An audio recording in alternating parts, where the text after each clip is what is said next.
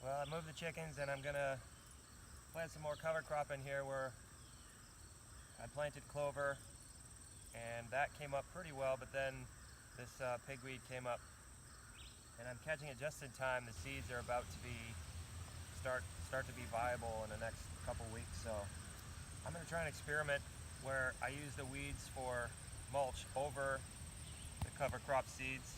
I don't know if it'll work, but worth a shot. That way I don't have to spread hay.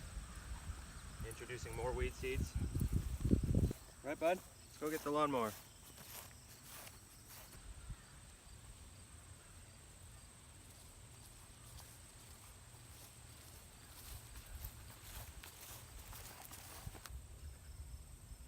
The plan is to take this cover crop, which is in here I've got yellow clover, and in here I've got winter rye. I'm doing them both because I'd like to have them both, but also this winter rye seed is 11 years old at this point. I held on to this. I bought a big bag one year when I was farming commercially for a very large plot and didn't end up using a lot of it. So I don't know if it's still viable. If it is, great, I'll have winter rye. If not, then I'll have yellow clover next spring. So I'm basically planting them both to make sure I get at least something, because I want to see if this experiment works. I'm going to overseed this and all the seeds are going to filter down through the weeds and the clover that's there now. And then I'm going to go over and raise the mower deck and mow all this into shreds and have that hopefully settle down on top of these seeds to help them germinate. It's supposed to rain, supposed to get a thunderstorm or two this afternoon. So I'm hoping I'm timing this just right so that these seeds will germinate underneath the living mulch that I'm about to shred on top of them. We'll see if it works.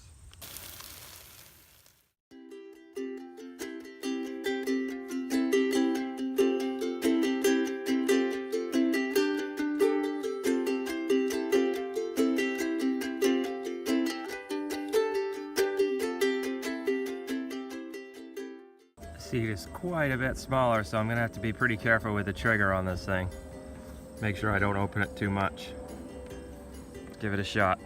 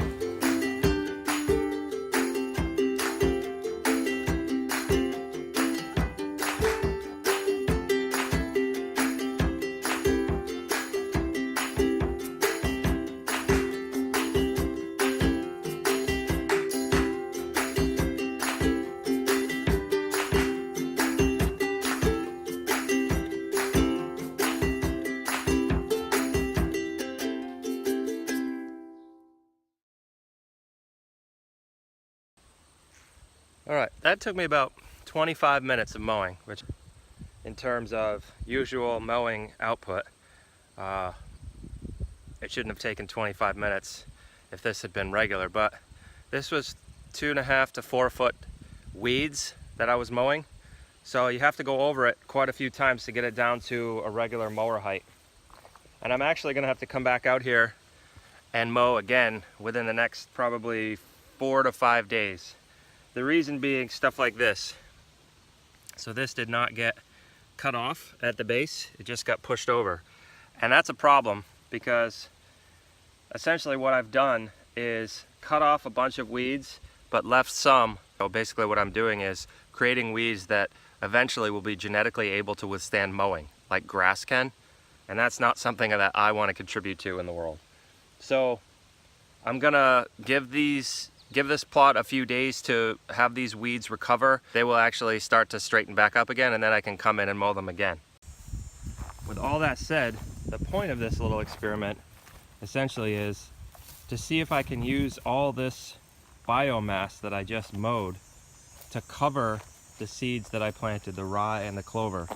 So down in here, hopefully what happened is there's enough cover over those seeds to prevent a lot of moisture from escaping, to prevent them from drying out. Most seeds need a certain amount of darkness. Like, see, there's a rye seed right there that probably wouldn't germinate because it's on top of a rock, but it may, if I cover it enough, it may sprout, and then it'll send roots down off the rock, and maybe it'll take, I don't know. But one thing that I'm pretty pleased about is that the clover that I seeded, the medium red clover that I seeded this spring, did take pretty well. So all this clover, that got mowed, and that's gonna come back. So that's good.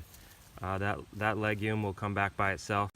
That is some really hot work, sweaty work on a end of July day. It's pretty humid here still. There is a nice breeze, but supposed to get some thunderstorms later today. Maybe that'll finally break the humidity.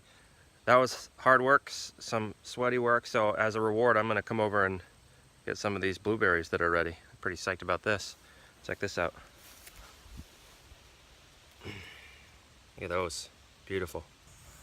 Look at these ones. Awesome.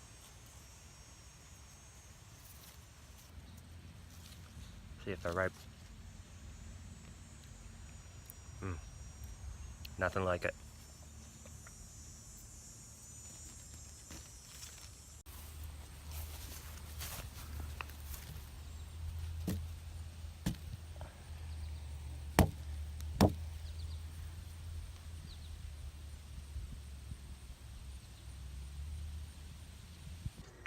Green beans are ready, which is awesome. Look forward to this time of the year. I think I say that a lot.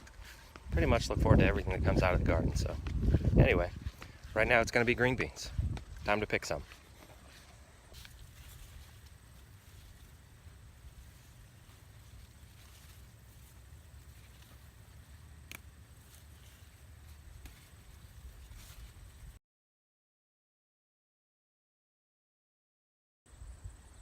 In addition to the Maxabel bush beans, I was in here rooting around the other day trying to keep the spaghetti squash out of the onions for a little bit longer, and I noticed that some of the yellow pole beans are ready. There they are.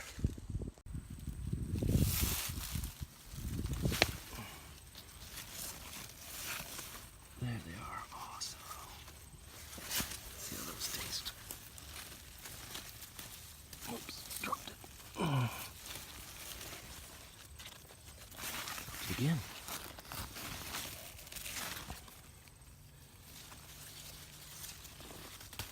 Some growing right up the sunflower. That is so awesome.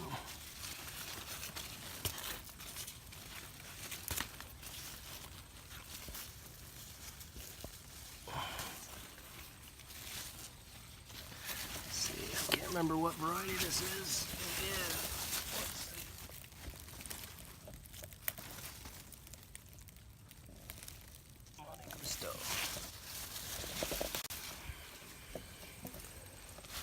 Very cool.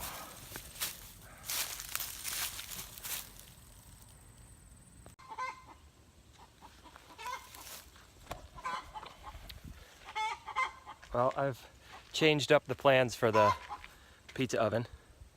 If you remember from, I think it was a video where I was using a tractor to get the groundwork all done on this. I had originally planned this kind of elaborate, very elaborate, I guess I should say. That's why I'm not doing it anymore. Archway of stone underneath as a foundation where I could put the firewood underneath. And the more I thought about it, the more I did some research and looked at what other people have done. Look into Kiko Denzer's book some more. The less I like that plan. Really want this to be stable underneath, and I think I'd rather have a butcher block table than a stone table coming out from the side of the pizza oven. So anyway, what I did was moved all the big stones, like this one here, moved that one, and there were a couple other cornerstones that I had. I put those all into this round formation, and then I've been filling it with rubble from over by the four-wheeler shed. I think I have maybe 2 or 3 loads of rubble left to fill in the middle, and then I'm going to use some of these other stones. I built a whole visible outside layer out of the same kind of stone. I like the way it looks. It's not great for building because it's usually very rounded. There aren't a lot of flat edges, so it's kind of challenging, but I've been building stone walls for a little while, so hopefully I've gained some experience that will serve me well in this. It's a dry laid wall. I'm not going to use any mortar on the joints. I'm going to have this foundation of stone, then I'm going to have a layer of cob, and then I'm going to start building the insulation layer for the floor of the oven. But I've got a couple loads left of rubble to put in the middle to try to make sure that the walls have a plane that they can sit against. So you don't want your stone walls to be perfectly perpendicular to the ground. They have to have a little bit of an inward angle, so that's where all the pressure is all the way around. So that's what this fill is. See how it goes.